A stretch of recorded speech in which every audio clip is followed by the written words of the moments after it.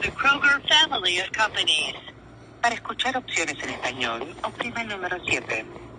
For questions on a new or existing MetLife Managed Disability or FMLA leave of absence, press 1 to be transferred to MetLife. If you are returning a call to a specific party and have that party's extension, press or say 1. To report time taken on an existing leave or absence, 2. To report a new disability, medical leave of absence, or FMLA leave of absence, 3. For questions, if you are calling to file a disability claim, press or say 1. To file an FMLA only leave, 2.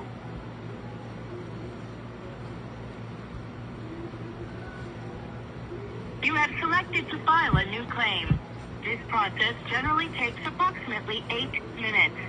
Please have your medical, doctor, and employer information ready, such as your medical condition, doctor's name and phone number, and job title. We will be providing you with important information regarding your claim, so please have a pen and paper available. Please note, you are on a recorded line and your call may be monitored for quality assurance. Good, me if too. you do not wish to have your call monitored, please let the customer service consultant know.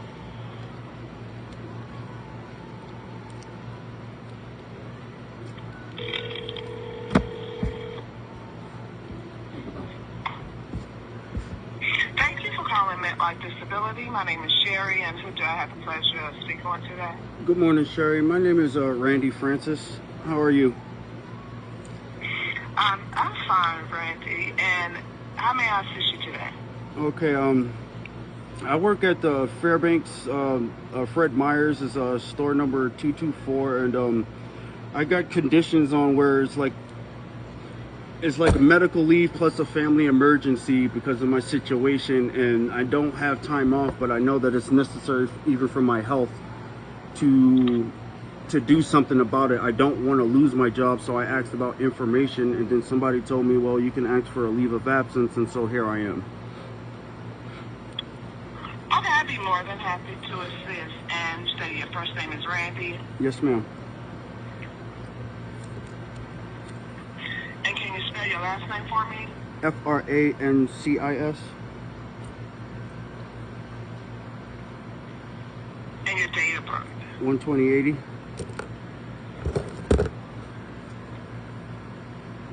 Awesome, thank you for that. So let me ask you this. Are you taking a leave for some reason I didn't pull you up? Is Randy R-A-N-D-Y? Yes, ma'am. Why? D-Y? Yes, ma'am. Okay.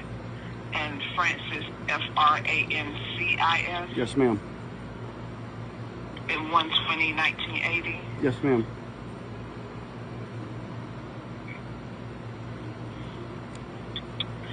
All your information is not coming up. That's so funny.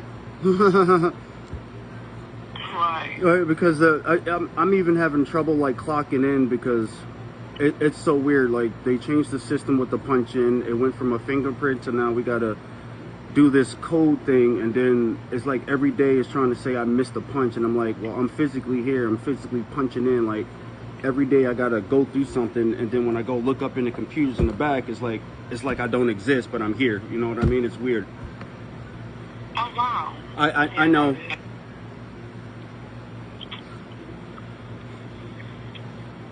I'm just checking one more system to see if I can access your information.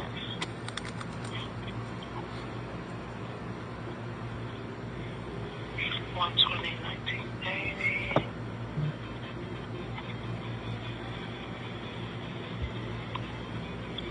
Let's see.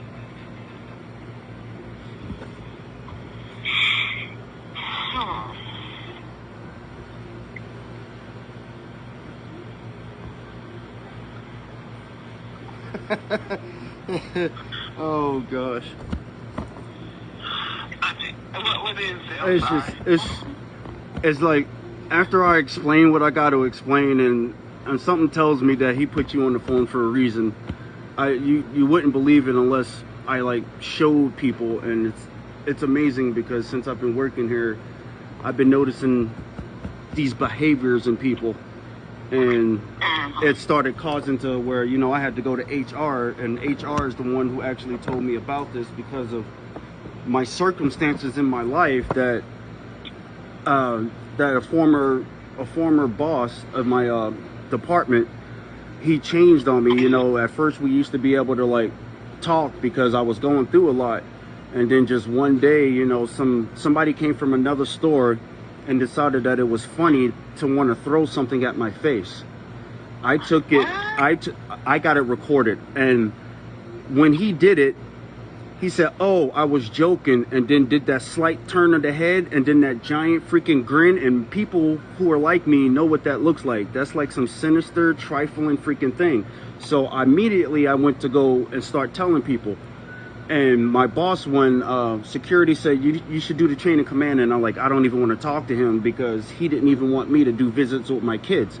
So I go through the chain of command and I sit and I tell him, and I'm like, this dude did this on purpose. One, it's not funny. Two, he doesn't know me. And I said this: if it was you in the street and this person did this, you being who you are, would have attacked him? And everybody else said I would have beat his ass. So why are you telling me that he's a good guy? One. Two, it was just a joke. And three, nobody's going to go talk to him. I have this stuff recorded. And these added on things, plus what I got going on in my own life, is coming to be where it's like so overbearing that it's like I need time to just like be away.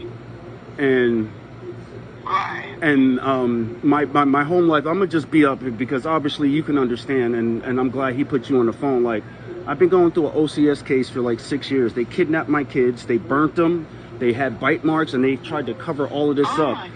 And I guarantee you, if you go to Uno Francis, that's my page, for the last 6 years, I've got over like 12,000 pictures, like over 1,200 videos, not to mention audios, of recording these people doing this stuff to me and my kids. And my boss knew this. And, you know, at first he was taking it in and telling me, well, you can come, you can talk to me, right? He wouldn't even invite me over to like take a shower because he knew I was telling him I'm going through it and I'm still here doing my job. And then just one day he just said, well, we can't accommodate you. And then after the assault that I have recorded, I went into, and we had a third party person sit there and listen in. I got it recorded. And at the end of it, he said, you know what? I don't care about your effing problems no more. Keep your shit at home. And then when I looked in his eyes and I said, are you sure? He said, yeah. I said, are you sure? He said again, yeah. For the third time, I said, are you truly sure? And then that's when I cut myself off from him. And then all of a sudden one day, and this is time past, we come to work and he demoted himself and went to the other store. Be that as it may, now it's coming to the part where the next person in line, I was sitting in the fuel station and there was a radio in there. I didn't know, right? And then all of a sudden I hear the next manager talking behind my back on the radio to other people. And I mean gossiping. And I have no reason for anybody to be offended at work towards me, because my life problems are so harsh that why would I come here while still getting my checks garnished, still doing just the same amount of work, and you feel like it's okay to do what you're doing to me? And if I'm upset at you, you're going to get upset at me for being mad at you for what you've done to me? What sense does that make?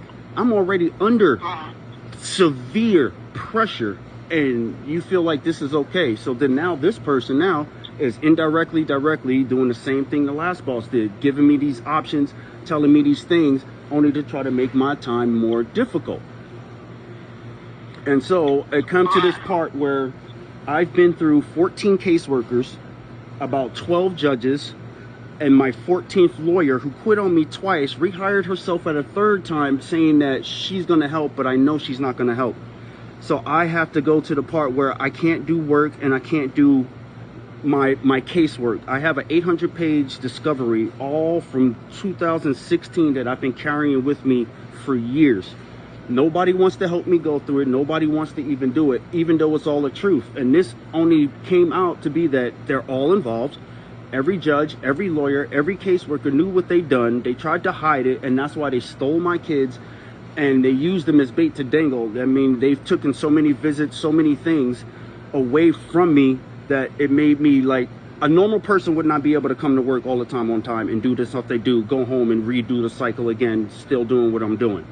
And the fact that I have no more leave, because I've only been here like over a year, and I know God gave me this job for a reason. I know he did, because nobody in this town was going to hire me because of what was going on.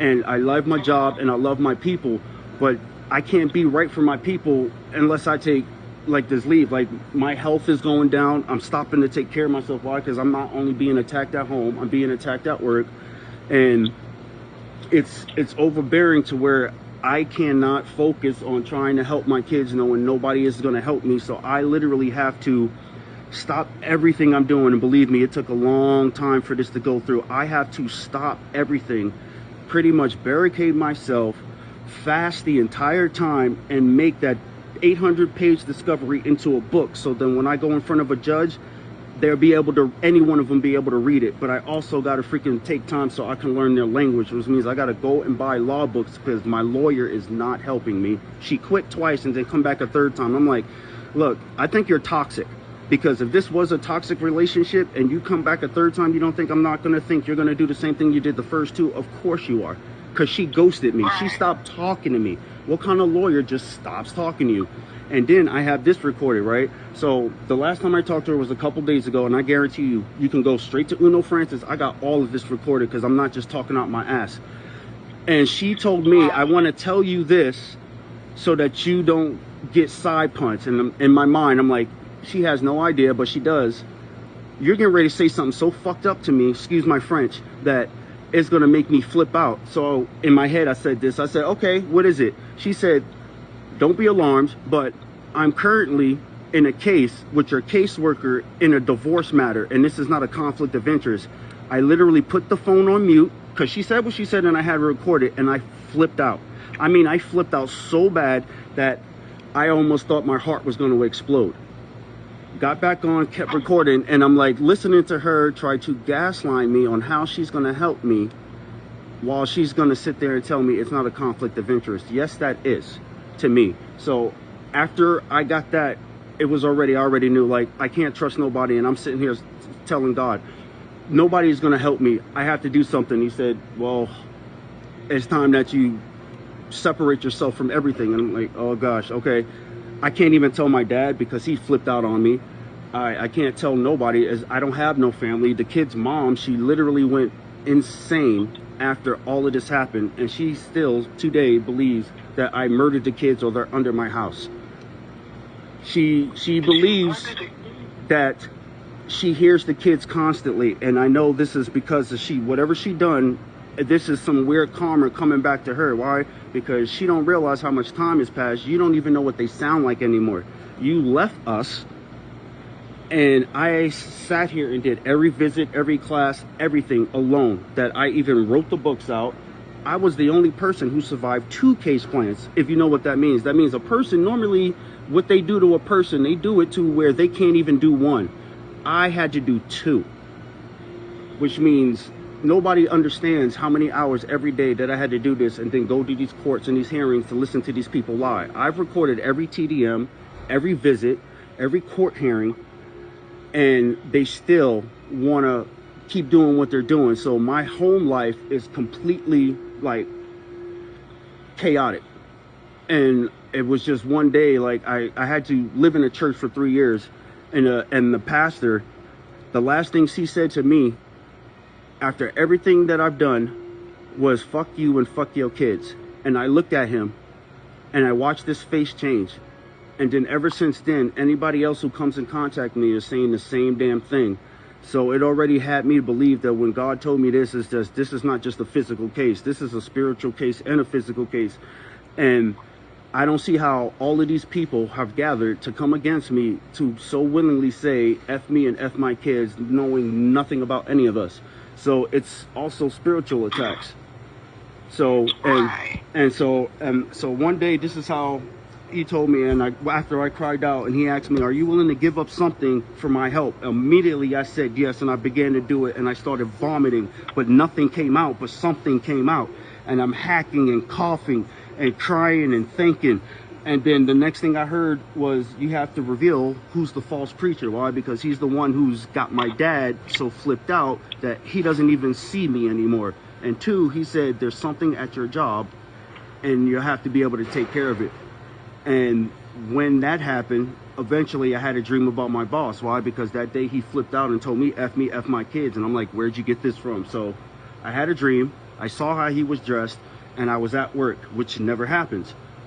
I went straight out to the fuel center. Next thing I know, here's ambulance and trucks. And I'm like, what the hell is going on? By the time I came inside, they said he had a seizure and he was out for weeks. And so eventually he started changing until one day he came in and they said he demoted himself and went to the other store. And I mean, like, none of this is a coincidence, and everything I'm saying is damn near